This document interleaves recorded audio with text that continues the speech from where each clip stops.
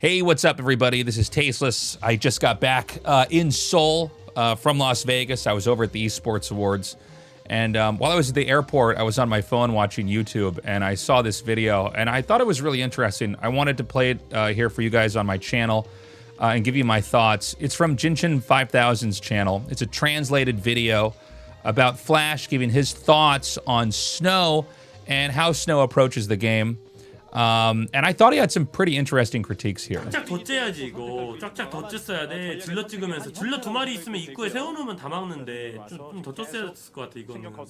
어차피 근데 돈이 되긴 해도 그 잠깐 풀어부시는 것도 아깝단 말인데 나는 최적화할 때는 짭제한테는 특히 짭제는 극한으로 째는 친구라서. 길쭉이는 왜 저그전에서는 작아지는가? 리버를 저그전은 리버가 극대화하기가 힘들어요. So what he said is very true in general about the way Protoss operates in the matchup PvZ compared to PvP or PvT. The Reaver is kind of the centerpiece unit in PvP. You can go Reavers every game and basically make it work. And we know that Snow has the best Reaver control in the world. And he pretty much always goes for Reavers in PvT as well. So he's the best Reaver user of all time. Easily. Hands down, no one is even, I think, a second close. At the same time, Flash's feedback about Snow's builds, I gotta say I kind of agree with. He doesn't seem to be as optimized. Like, you know, the Reaver is a very mechanical unit. If you can manipulate it and control it really well, you can just get more kills with it. You can slow down pushes, you can punish and kill workers. There's just a lot you can do. But you can't really use Reavers in PvZ. Not the same way you can in a PvP or a PvT. Doesn't mean that you can't go for Reavers. There are build orders where you try to pull that out, but generally if the Zerg knows it's coming, they can play around that and punish it pretty quickly. It mostly only works as a surprise move early on or some kind of an all-in. And then it can be used at endgame PvZ at the point where you're basically post Dark Swarm and Consume being ready to go for the Zerg. Then you can try to turtle it out, but that's like endgame PvZ stuff. And most games aren't won with endgame Reavers PvZ. You tend to basically survive and outlast a Zerg in games like that. But the optimization stuff I thought was really interesting because... Actually, let me just let this play a little bit more, and I'll give you guys some more of my thoughts. 그게 가장 큽니다. 윤철이는 딱 그 이유예요.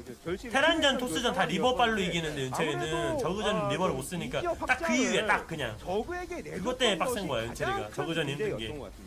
근데 윤철이는 유독 잘하는 선수들 중에도 한 유닛에 진짜 극대화해서 잘 써가지고 이기는 느낌이 강하거든. 그러니까 좀 특이한 거지. 그냥 컨트롤 극대화해가지고 최적화 이런 거 다 떠나가지고. Yeah, you know, there aren't... Generally in StarCraft, there aren't that many micro players that are at the very top. There's always a couple. You know, as an example, you think of StarCraft 2. I think Parting's had some of the best control ever, especially when you look back in the early days, like when did he become the world champion? Maybe like 2013 or something like that. 2012 maybe, but, you know, winning with the Soul Train push. Everybody's got to have pretty good micro, but you generally don't see players that are able to win entirely off their micro. And in some ways, this is true for Snow as well. Doesn't mean he doesn't have good macro or good build orders, but I think some of that is a little bit weaker compared to the other players. 그만큼 엄청 잘 쓰는 건데 근데 그게 저그전은 좀 쓰기가 힘들어. 롤로 치면 원챔 장인 느낌이지. 맞아. 약간 그런 느낌이 있지. 장윤철 그냥 리버 원툴이구만. 근데 그 리버 원툴로 아무도 못 이겨요. 토스 테란이 윤철이를. 그러니까 저그전은 확실히 태경 형처럼 최적화 안 되면 진짜 안 될 것 같아 윤철이는. 내가 볼 때 이제 최적화. So that is really interesting feedback because I gotta say, like, when I cast ASL, I definitely noticed that whatever Bisu's going for, he seems to be able to stay ahead of the Zerg and stay in control of the matchup in a way Snow and some of the other Protosses just can't quite do. And it wasn't really until, I guess, seeing Flash articulate it here, it kind of dawned on me, man, that is really the case. I mean, Snow's got really good late-game PvZ, especially with his pushes. I think he's got some of the most stable, patient pushes, wearing the Zerg down with Storm, knowing when to lean in and go for Dragoons, and when not to. Also knowing when to fraction Zealots off of his army and try to send them to other places. But he doesn't quite have the momentum in the early game. He's not manipulating and punishing the Zerg the way that you might see Bisu or maybe even Mini do a little bit. And yeah, when I heard Flash point that, I thought, gosh, that is true. When I think back to all the games that I watch, I think Snow's maybe a little bit more in the range of play of like what we'd see from somebody like Rain, where they're very passive and fairly safe. But I think the build order optimization that he's talking about is very true. Knowing when it's time to cut probes or when it's time to be really greedy and maybe not make zealots or skip certain techs is essential. 더 늘리는 수밖에 없어 내가 볼 때. 태경 형처럼 최적화 긁어야 돼 내가 볼 때. 왜냐면 리버를 저거는 못 쓰기 때문에 최적화를 진짜 올리는 수밖에. 이게 다 최적화 차이야 지금 보면 다 게임이. 최적화가 안 돼 지금 게임이. 프로부터 처음에 잘 막아야 되거든요. 보통 이런 거는 첫 타에 잘 막아야 돼요. 첫 타에. This was one of the other things that was a little bit weird about this series for the finals of ASL. You know, Hydra busts are always strong, but the way that he lost to a lot of these Hydra busts was a little bit surprising. You know, it wasn't even like, in some cases, the cheesiest bust, right? But he just didn't seem to quite be equipped to hold it off. Granted, I do think the holding off the Hydra bust is still probably one of the hardest things to do in all the matchups in StarCraft. But yeah, it was kind of crazy to see a lot of games kind of end up like the one we're seeing here now. 한 1, 2초만 저거가 늦게 들어와도 또 막을만 하거든. 아니! 또 이거에 죽어 윤철아? 아, 난 근데 최적화 때문인 것 같아. So I talked about this in the cast. Let me move my camera here so you can see this. All right, I'm gonna go over Flash for a second just so I could point this out. This was crazy, and I try to not be overly or unnecessarily critical or negative of players when I'm casting their games. Look at how many pylons he has here.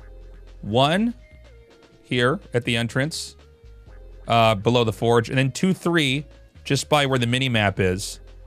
And then another one here at the top left. That's 4 pylons at the 9-minute marker in the game. That's crazy.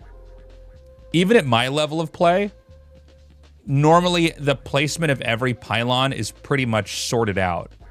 Because you don't need this many pylons here. You actually have to make sure that you have enough area where the pylons are placed to basically get all the buildings that you need out and there. Because one of the first problems you'll encounter when you're playing Protoss as a race is that you will have your pylons not placed correctly, and then you can't build certain tech or cannons or gateways, anything like that. So this was kind of crazy in an ASL finals to see a game looking like this one. But again, some of that comes down to optimization and knowing where, you know, for instance, at this entrance, normally there's one pylon made at the entrance, which is always below the forge, touching that egg at the bottom. And then you usually have one more that's to the top left above the nexus, so you can fill it all in with cannons in time. And then if you really feel the pressure, you would put one more pylon below the nexus to fill this in. But the idea that there's 4 here is crazy. And he still didn't even have it up, you know, the pylon above the nexus up in time to have the cannons warping in time to cover the 3 cannons below this. Which, again, is just kind of crazy. But yeah, it does seem to me like Snow, when it really and it's pretty rare to talk about this at pro level plays, but to not have the build order ironed out so well that you're getting ahead no matter what is an interesting thing to see. But yeah, really being carried by his micro instead in some of these other matchups. And we've always known, by the way, Snow's weakest matchup was PvZ.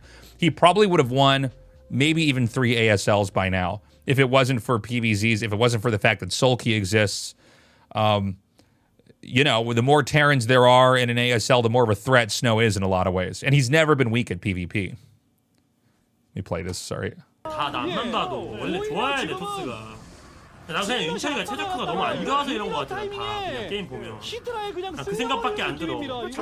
태경이었으면 절대 이런 사이즈 아니었어. 줄로 존나 많아가지고 진짜 이거 절대 안 먹히는 막 이런 사이즈 나왔을 텐데. 아 근데 이거는 진짜 최적화 문제 같아. 나는 앞만 봐도 나 게임 볼 때마다. 아 빌드 좋았어도 아까 중간에 인구수가 엄청 괜찮았단 말이야 토스가. 아, 왜냐면 막혔을 때 저거 막혔을 때 저거가 좋은 거면 저거 진짜 개사기예요 저거가. 근데 그럴 수가 없단 말이야 게임은 이게 구조가 여러분들. 방금 게임은 진짜 이겼어야 돼. 은철이가 방금 게임은 진짜로 내가 볼 때 최적화 문제. 나는 이거 최적화 아니면 설명이 안 된다고 생각해. 나는 그냥 이 게임은. 봐봐 보세요 여러분들. 여기서 딱 보세요. 여기서 파일런 잘 막았어. 오케이 여기 잘 막았어. 인구수를 딱 봐. 지금 So he's talking about, just to clarify here, so you can see under the text here. Can I not move this? Okay, of course I can't move this because it's not my... No, sorry, I was trying to move the text. I can't. That's part of the video.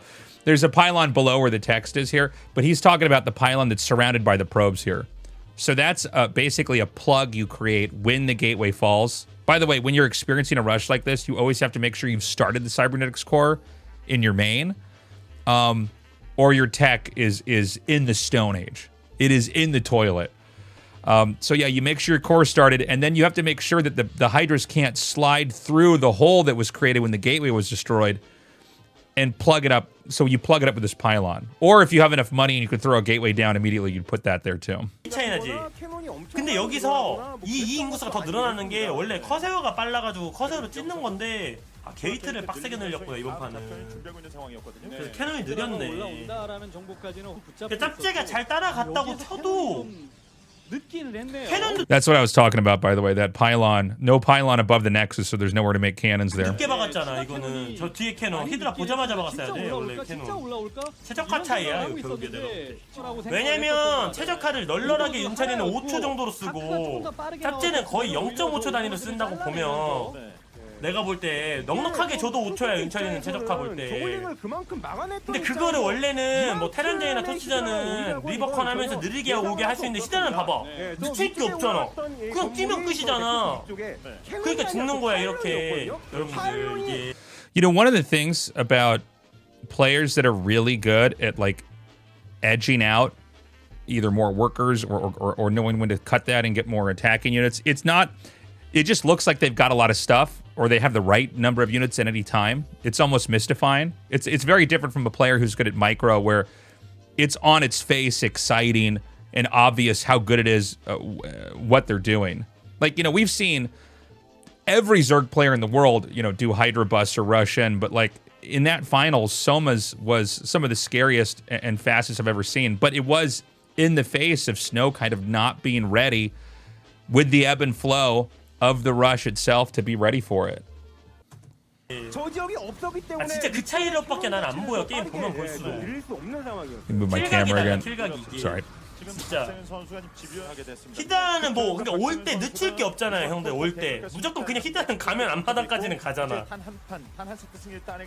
근데 윤철이는 최적화 더 늘려서 도전해야 될 것 같아요. 안 그러면 난 결국에 대회 때 뭔가 너무 빡세 보이네. 윤철이 딱 보면 최적화가 너무 약하니까 다 밀릴 것도 안 밀릴 것도 밀리고 태경이 형의 빗대면 빗대 보면 내가 볼때 아니야. 근데 이게 매프 이럴 때는 극복해 보여도 대회 때 가면 또 최적화 엄청 갈아오기 때문에 최적화 더 갈아야 돼. 윤철이 약점은 최적화야. 내가 딱 게임 보면 결을 아는데 결이 계속 최적화 때문에 안 되는 거야 지금 게임이. 다 결들이 안 밀릴 것도 밀리고 이래서 막 스톰 이런 거 컨트롤 이런 거는 다 잘 쓰는데 결국에는 진짜 더 해야 돼. 더 해야 하는 수밖에 없어. So, interesting video. You know, it's funny. There's so many different skill sets in the game, and it is fascinating to see that, like, you know, Snow can be so strong in one way, and then I think objectively so weak in another. But that is kind of what makes StarCraft such an amazing game to cover. Is, you know, there's so many different skill sets you can develop and try to master and improve. So I'm curious to see if Snow can come back and maybe have more optimized build orders. You know, you look at somebody like Mini as an example, who maybe has the most exploitative build openers. I mean, he plays really dirty, but he knows how to kind of get a read on the player and cut corners and get crazy ahead. Or you've got somebody like Bisu who just knows how to basically read the Zerg and constantly recalibrate his build order in order to get in the guys, whoever the Zerg is, their face and come in there and punish and do that. But yeah, it seems like Snow, his growth is very gradual. It's maybe not cutting enough corners, and it's either being punished by greedy Zergs or punished by aggressive Zergs. Anyways, let me know what you think about that in the comments. Please be sure to like and subscribe. I am going to try to make a couple more YouTube videos this year. I just got back in town, and I've been a little bit busy because I've been working on the RSL offline finals. By the way, tickets are for sale for that at tastelessthreads.com, my merch site. We've got regular tickets and we've got VIP tickets. It's going to be here in Seoul, not far from Gangnam Station. So I'm kind of busy with that. I'm going to try to stream a little bit here. We're also getting close to the holidays, so I'll probably have a little bit more time off. But anyways, be on the lookouts for my stream and my possible new YouTube videos down the road. And of course, I'm looking forward to starting up the next season of ASL next year. Thank you for watching. I'll see you soon.